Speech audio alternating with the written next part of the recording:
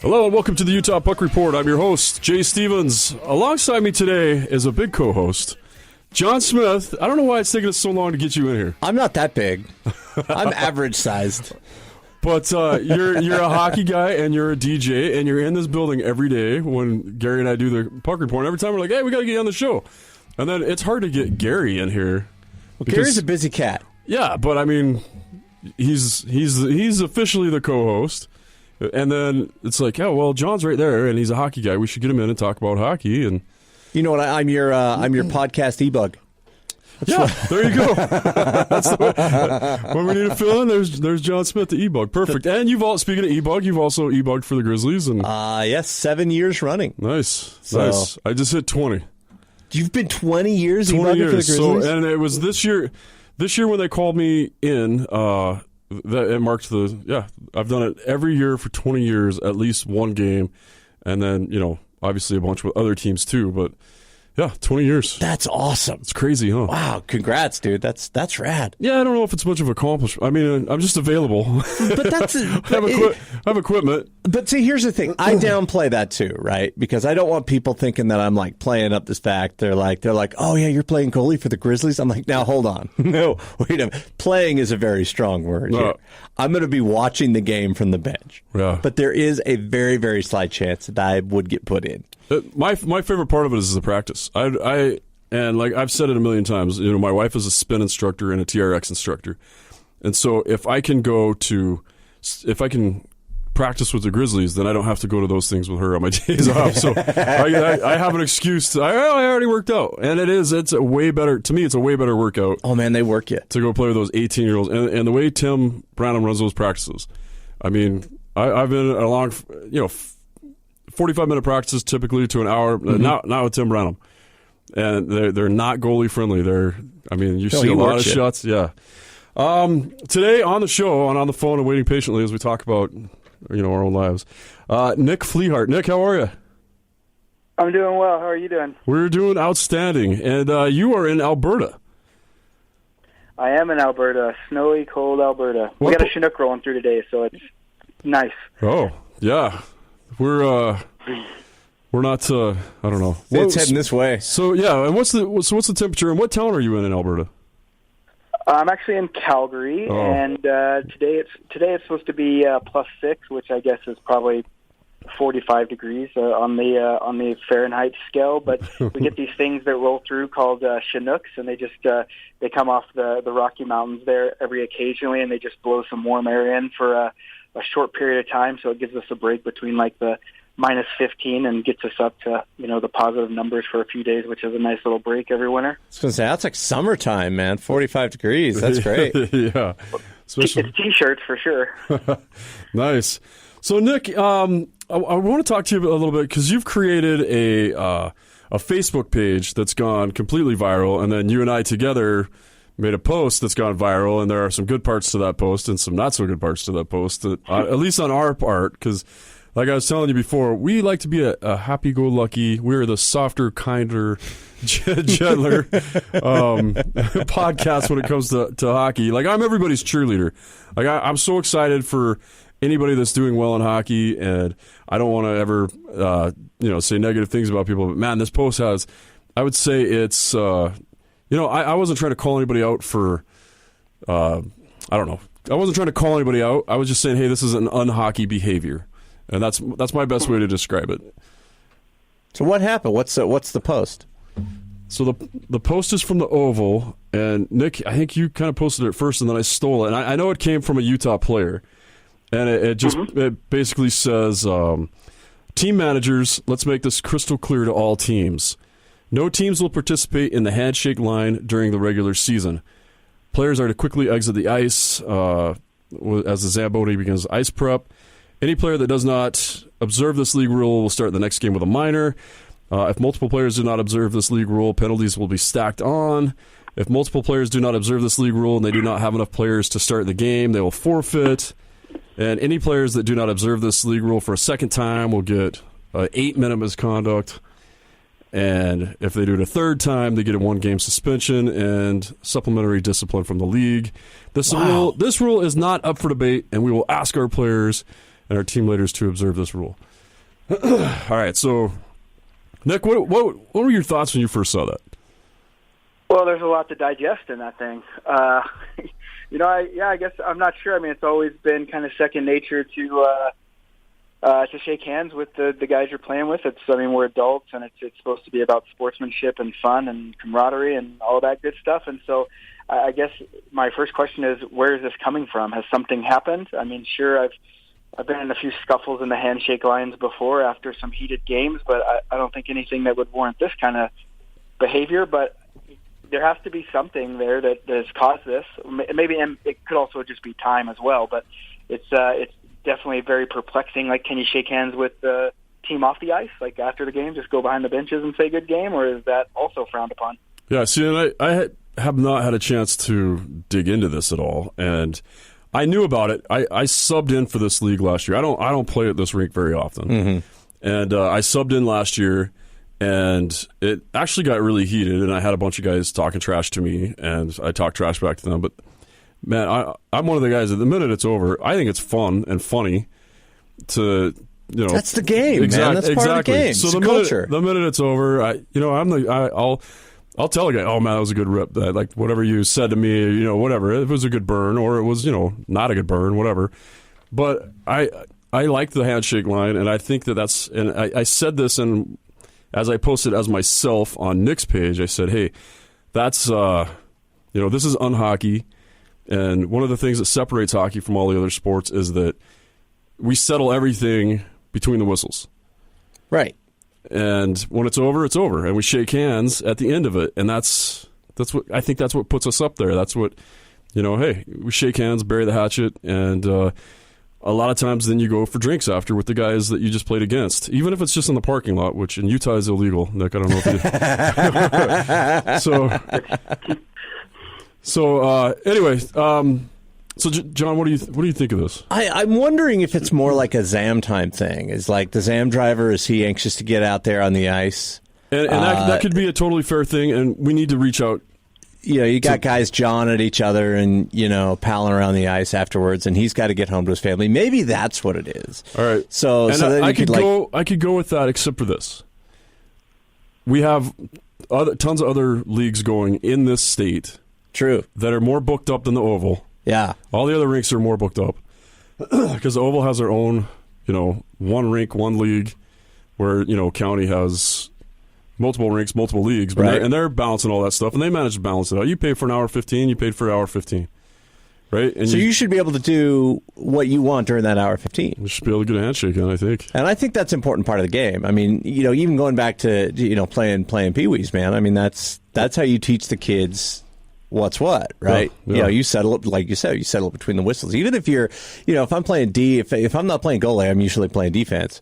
And you'll get pretty physical with dudes getting back in those corners. You know what I mean? And afterwards, it's like, hey man, good hit, right? Solid hit, good work. But after the game, it's over. Yeah, exactly. And it's just one of those camaraderie things. And I read this thing, and this is totally off. It's kind of the same thing, but World War II pilots. Maybe before that, when they'd shoot each other down, like if you were in a dogfight with a pilot and they shot you down as you're going down, you would salute the other guy that's as you were going. This is World War I. Yeah, it was World War I. You're right. And so, as if you got shot down and the other guy would fly by you, and you kind of like salute him, like, yeah, you got me, good job. Hopefully, I survive. But so Nick, did you think you'd ever have to deal with all of this kind of stuff when you started this page? Like, yeah, I mean, I've worked in adult hockey for the last 6 or 7 years, and then that's when I moved to Calgary, and then before that I was in Oklahoma, and I was kind of running my own thing. So I'm pretty well versed in all things that kind of go on in beer league, and nothing really can just surprise me on that aspect because, I mean, the league that I was running before I left for my current thing is we had 187 teams, so lots of stuff, lots of drama, and I always liken beer league almost to like a daycare. Like you're always taking care of the little kids and trying to keep them in line, keep them going, and you can't ever make everyone happy. So you just kind of deal with things as they arise. So there's been some pretty crazy things. Yeah, I bet. All right, so tell us a little bit about yourself. Where are you from originally? I'm originally from Oklahoma City. Really? That's not what I Not a lot of hockey in Oklahoma City. Yeah, it's funny. Like now, hockey consumes my life, but it wasn't that long ago that I didn't even care about hockey. I was baseball and football. That's what I played growing up. Played baseball in college, and then I met my wife when I was 26, 27, and she's from Canada, and she pretty much forced me into playing the game, and then it kind of became my life. Wow. It was like I can only imagine that trash talk that she was getting from her friends. Like, oh, you're dating this guy, eh? Yeah. He doesn't even play hockey? What's he do, eh? Well, I'll tell you what, it was pretty funny because, like, our first date was ice skating, and I was like, hey, I didn't even play once. But then I came up, like, our first Christmas together, I came up to Canada, and her family, they bought me a whole set of hockey gear, and they're like, here you go, you're going to play hockey. And I was like, no, I'm not. I have no interest in it. I went out and skated with like her little cousin at like a 7-year-old birthday party over this Christmas break, and it was just embarrassing. Like these kids are just flying around, and I can barely stand up. And it took probably a good couple years, and then actually I went to my first NHL game in Calgary, and then I met Jerome McGinley, and then it just the wheels started spinning. I'm like, you know what, maybe I'll give this a try, and I got on the ice in Oklahoma, and there's no beginner leagues or anything like that in Oklahoma. It was just get on the ice and try not to fall down. And I was finding people on Craigslist that I was sending out messages like, hey, have you ever even thought about playing hockey? Do you play hockey on Xbox? Come out, let's try to get this thing going. And then just, all the hockey players that were around the rink, that it was crazy. Like I couldn't stand up, but these guys were all trying to help me. And I was like, you know what, this is kind of cool. It's like a cool little club. Like if you're a hockey player, you're in like this special secret crew of people, and it just kind of grew from there. And then I started playing. Our first game ever was against the Canadian Air Force.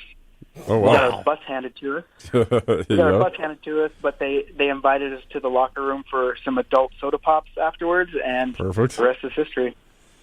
Nice. I got two things, two big things I got. One, Canada has an Air Force, which is kind of fun. I didn't know that. And two, if I date somebody from Canada, I get free hockey gear. Yeah. That's a fair trade. Yeah. I'm going to liken that to not being from Utah and you date a Mormon and they're going to give you a Book of Mormon. It's got to be the same. It's religion, right? Yeah, basically it is. And, the hard part, though, is like, so, I still have my friends from Oklahoma. I moved to Calgary, and I'm always trying to get them to come play in tournaments, and they're like, no, the Canadians are way too good at hockey. We're not going to come play with them.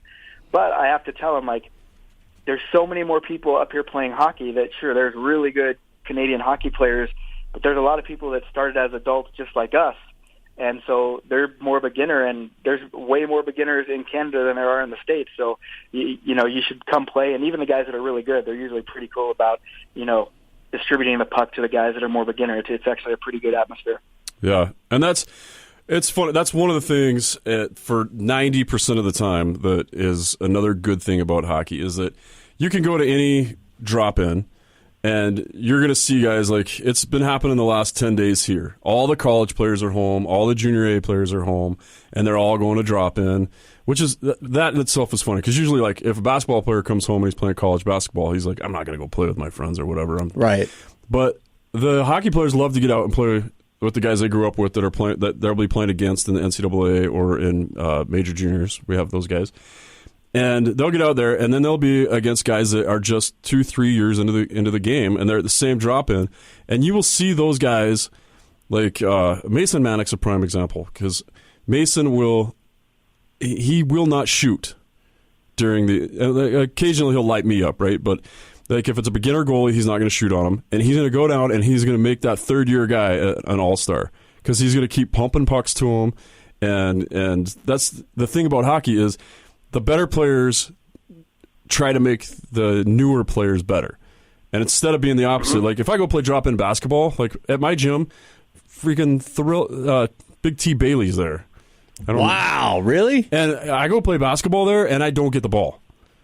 Like I can run up and down, which is fine, because I'm going to mess it up anyway. But it's guys like that, right? It's like NBA guys or college guys, but it's obvious that I don't belong, and they don't give me the ball.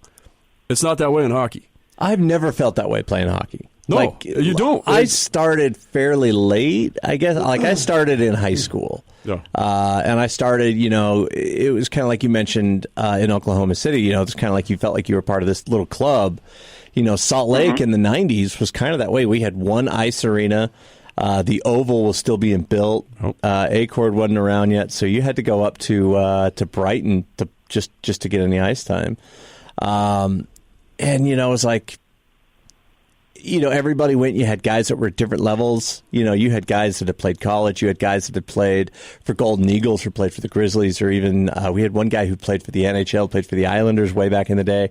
And I'm out there, first year guy, just learning how to skate. And these guys are treating me like I'm one of the club. And I've never felt that like in any other sport ever. Yeah, that's the good thing about hockey, So Nick, I mean that's got to be one of the things that kept you in it, is because if it was like that basketball, why would you come back the next day? You know what I mean? Exactly. Especially when you're like when you're a beginner and you're not like at that level. I grew up playing sports, and so it was a struggle for me to get into hockey because it was something that I just wasn't good at. It didn't come natural, like swinging a baseball bat or catching a pass. And so, yeah, if it would have been just, hey, get out of here, you're not good. I mean, who knows what would have. I definitely wouldn't have stuck in it, I don't think. Yeah, for sure. And that's the same with me. I didn't start till high school either. Oh, okay. I don't know if you knew that, but yeah. So, I didn't know that. I mean, I got lucky where I was, but I had never, as of ninth grade, I had never even put on hockey. I'd skated with some, like, ice skated, but never put on equipment. First time I put on goalie equipment was my sophomore year when I tried out for Murray High. Is that right? Yeah. Yeah, you guys school. Like, I wasn't in school at the time. Like, I'm younger than you, but I remember Murray would school us because I played for Taylorsville. Yeah. And we get schooled by Murray.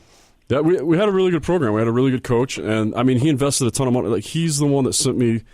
I started my junior year at Shattuck St. Mary's because he sent me there in the summer to go to a camp, and then Shattuck is like, hey, do you want to stay here and play baseball? Because I was, being from Murray, we were also really good at baseball. They're like, you want to stay here and play baseball? I'm like, can I play hockey? And they said, yeah. And my Murray High hockey coach was the one that paid for me to stay there at first. Because, I think he knew that I'd fell out because I wasn't that good at school at the time. And then at two, he just figured, he supported everybody. And I think that's why that program got so good for so long. And that just goes into what we're saying about hockey, is that guys try to help other guys get good at hockey. And it goes with like Don Korth right now, handing out equipment like crazy to get people to start hockey. We have a retired firefighter here, Nick, that you're going to have to meet when you come into town, because he goes around and collects all the used gear. He, like 5 or 6 times a year, he sets up these things and he collects gear, and then he goes out and distributes gear to people that need it. Like, if you want to start hockey, you want to play hockey, but you can't afford it, or your parents won't pay for it, or whatever, he can scholarship your tuition and he can give you gear. And that's really rad. Yeah, it's a pretty neat thing. I love hearing how people use hockey to make the world better and do that stuff. And we did that stuff, a lot of that stuff on my podcast. We used to run Help a Hockey Player, where people would buy gear, send it in, and we'd give it to a hockey player that just couldn't afford it. And that goes back to when I first started playing. Hockey's not a cheap sport. It cost a pretty penny to play. And whenever I was getting this team together in Oklahoma of people that had never played, the gear was one thing, and then you have to pay $5,000 for the league fee, and a lot of people were just like, I don't know. So I kind of told a couple people that I knew in Calgary, hey, this is what's going on. What do you guys do up there? And the next thing I knew, they had collected all this equipment from Calgary and just sent it down and said, outfit your team, and then that way they don't have to worry about that. And to be honest, that's what got that team going that first year. And so, anytime I hear about people doing that kind of stuff, I just think it's absolutely incredible. Yeah, because think about it. I mean, like you said, that guy, they sent you equipment. That got your whole team going. And now think of how many of those guys are still playing that probably never would have played in the first place. That's amazing. And exactly. For anybody, that's just so cool. And hockey's one of those things, and it's just, once it gets in your blood, it's hard for it to get out. That's why you have so many adult leagues. You don't see that in baseball. Nope. And, I'm not trying even to trash. Even like softball. Yeah, I'm not trying to trash any of their sports, but... Man, I'll trash other sports all day. You play hockey till you die, basically, or till your limbs give out. Like, I played competitive softball too. Like after college, like I had buddies that played slow pitch softball, and we traveled around. We went to world tournaments, and there's just nothing like the camaraderie of hockey or the locker room. And so, I think we're not trying to trash softball or basketball I can trash basketball and I can trash soccer because I don't like them. But, I mean, all those sports have their places and they're fun to play. And as long as people are getting out and, hanging out with the crew and building that camaraderie, really cool. But I think hockey sits on the upper echelon of that idea. Tell us about your Facebook page and how that took off. Like, where did the idea come from? So the Beer League Players Association, I've been doing some, a Beer League podcast for a number of years, and I had a pretty good following. And when I left my last job, they said, hey, you created that for us, so that's our podcast. And so I just wanted another way to, a new way to connect with all the beer leaguers that I've been connecting with for the last 5 years with that other podcast. And so we started the new podcast, the Nick and Co show, and it's under our company's called Beer League Inc., which our business is Beer Leaguers. Was the idea, and I was like, well, how can we just get other people involved? Because the most fun thing about doing a podcast or playing in tournaments or even playing hockey is just connecting with other like-minded individuals. And the adult hockey player, the adult athlete in air quotes, they're not really represented anywhere. Even the marketing for like Bauer and CCM and all the, like, they either gear it towards the high-level player or the kids. And so just the run-of-the-mill, beer leaguers, the parents, the whatever, like, we don't have our little space. And I was like, I want to create a space where everybody feels like this is their group and they can come in and we can talk about hockey, we can talk about baseball, we can talk about, you just saw now we're doing like Taco Bell taco eating contest on that yeah, group. I did see that. It's just basically like it's the locker room extended, because that's the best part about the game is the locker room.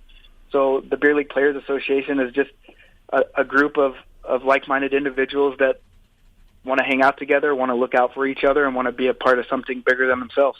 Well, that's awesome. And that's definitely what it's turned into. I mean, it's growing growing fast. But so wait, you started a podcast and your other company kept it? Yeah. I mean, I can't.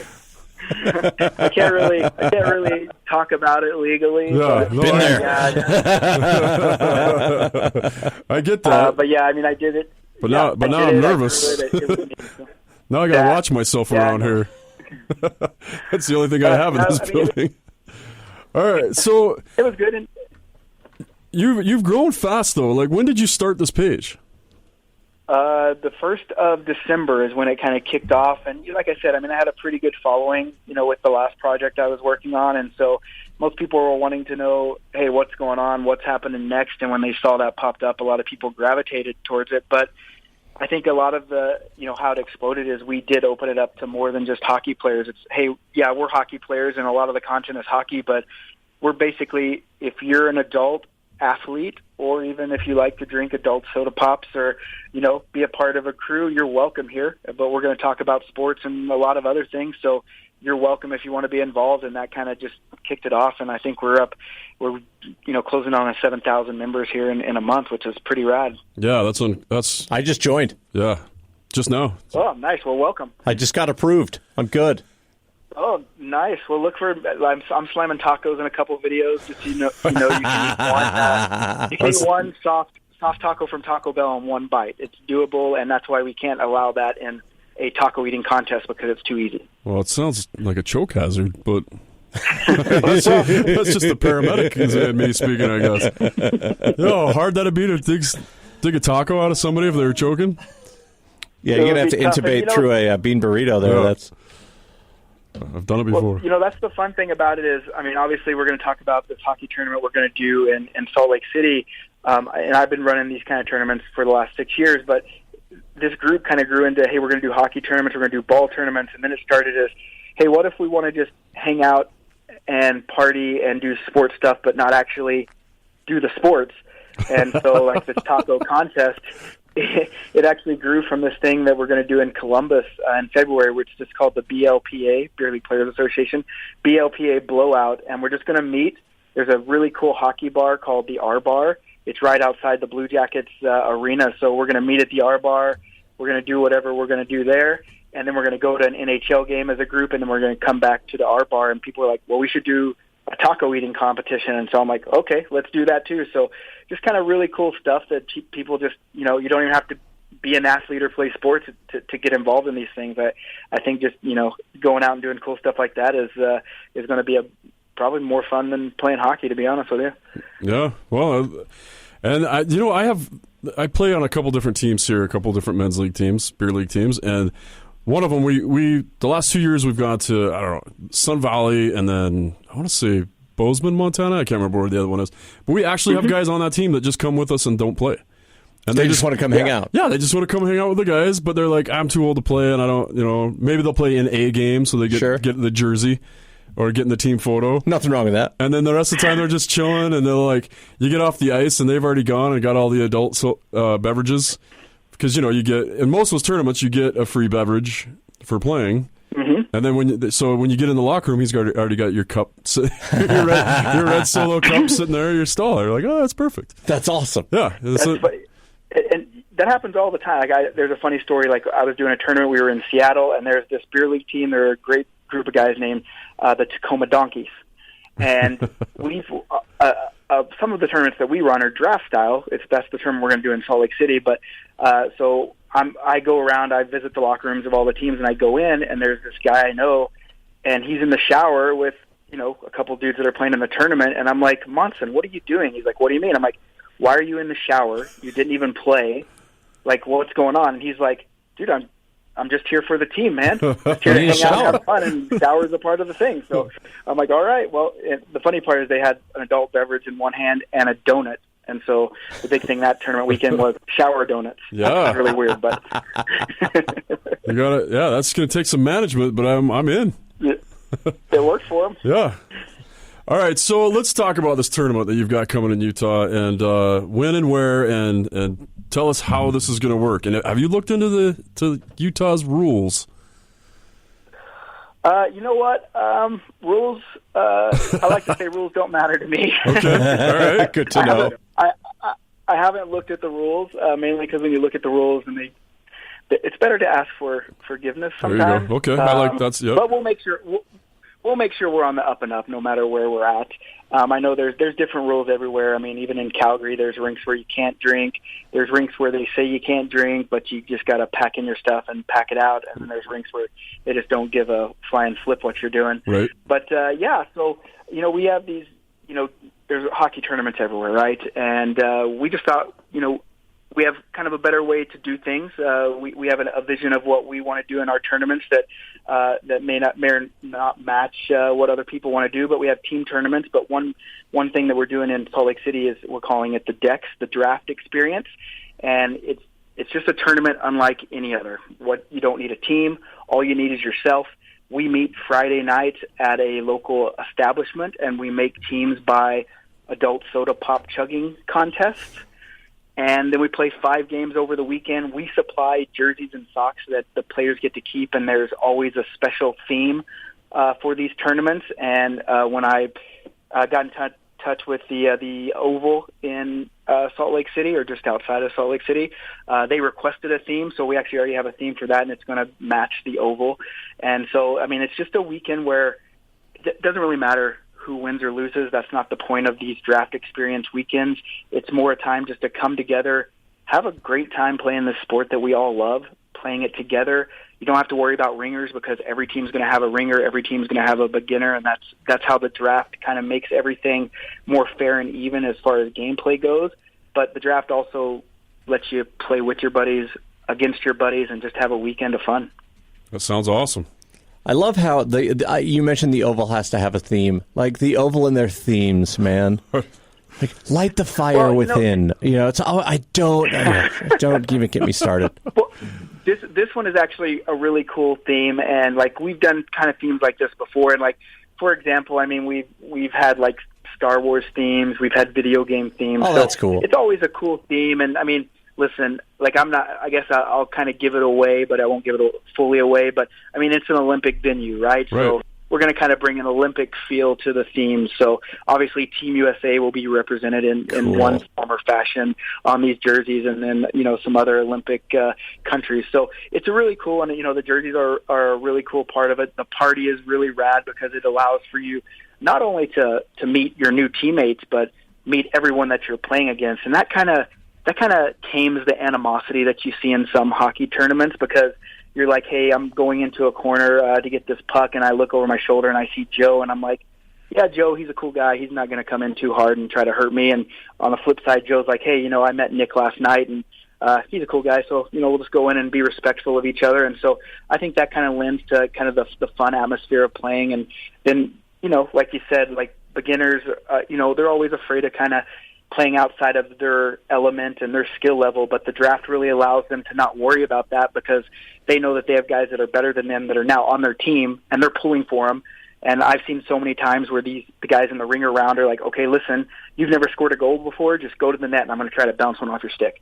Yeah, and perfect. Those guys are more excited when these guys score than when they score. So, it's just a really cool, ingredients that go in, but, the main ingredient is people. And so what we look for in these tournaments is just to get cool people that want to buy into this. Hey, we're just going to play hockey and have some fun. The winning doesn't matter. Every team makes a championship game at the end of the tournament. So, do we want to go out and be cool people? And then once you get those cool people in, it just takes on kind of a life of its own. And, with the last, iterations of these, people are just going and they're like, hey, are you going to that next draft? Hey, are you going to that next draft? And that's kind of what we're trying to grow. But the difference in ours is we're trying to do it in kind of underserved markets like Salt Lake City. No offense to Salt Lake City, but we know what we need more hockey. Yeah, we know. And so like right now, the new company is called the Tournament Company, very specifically because we're going to do tournaments in every sport. Right now we're focusing on hockey just because that's what I'm closest to.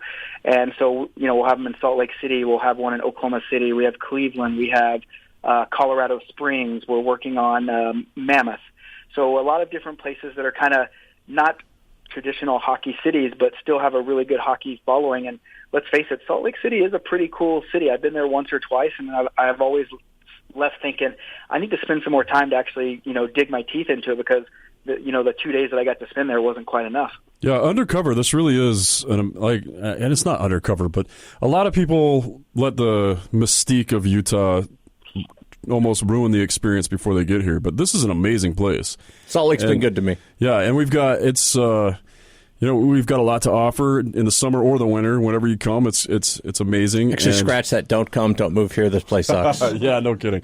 We are getting full, but it's been unique with. My daughter goes to school in New York, and she's bringing friends home, and they're asking questions, and it's amazing to me. They're like, they don't think you can even drink in Utah. They're like, well, where do you drink? And I said, well, you can still go to a bar. We have an Applebee's. Yeah, exactly. Exactly. So it's just like, it blows my mind that people still think that. But I think you're doing it right at the Oval, because like you said, the Oval has a cool thing, and I've pumped Jay Worthen's tire before on this, and I feel like maybe I should again today, because maybe we haven't pumped his tire very well on our Facebook post, but they have that rookie league there where it is just for adults that have just started hockey. That's the whole league. Mm-hmm. Is guys that have, it's like either your first year, your second year, maybe your third year, then you're out, I think.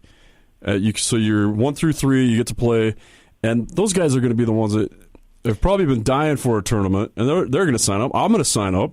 And they've got another one where if you're a guy that, maybe you've been playing for 6-7 years, but you only play like once or twice, every few months, and you don't have that skill level of playing every weekend like a lot of drop-in games, you can come and play with these guys as well. So yeah, so it's a perfect place. Yeah. I think you're going to have a good mix there, and like I said, I'm definitely in. So how do we register for this? When's registration going to be open? How do we find out more about it?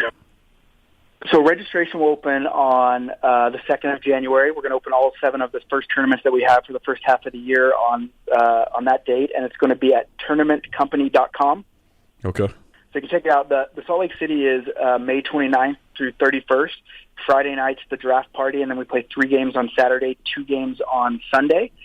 And registration, it's $319. You get a jersey, socks, the 5 games, and a killer draft party where you get some drink tickets and then the adult soda pops to, as we make the teams. And I'm pretty jacked about doing Salt Lake City. I have friends that play hockey there, and they've come to these other tournaments that I've hosted, and they've been on me for a little while to get one going in Salt Lake City. So when I started up my own thing, this was one of the first ones on my mind. I called them and said, how do we get it done? And then they had Jay call me, and Jay was like, we want this. We've heard about it. We want to do it. Let's get it done. And I'm pretty stoked about it. And we only have 84 spots for this tournament.